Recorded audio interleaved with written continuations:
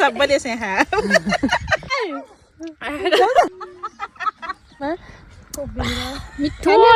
यति ठुलो झोला बोकेर आज ड्राई पिकनिकतिर लागि यो मोमो पकाउने भाग चाहिँ भाउजूको थियो। मोमो देखेर नहाँस्नु है, भिडियो बनाउँदै हिँडेको यो बाजेले नै हाई गर्दैछ क्या।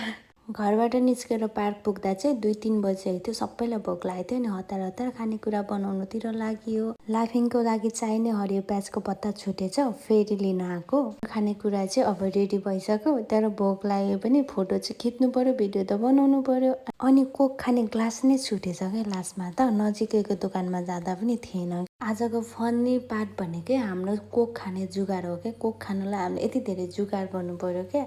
लास्टमा केही थिएन नि त। अनि मोमो खाएको भाँडा नै खाली भएको, त्यसमै उठाएर हामीले रक्सा जस्तो खायौँ क्या। हेर्दा यो मोमो यस्तो देखे पनि टेस्ट भने चाहिँ एकदम मिठो थियो क्या।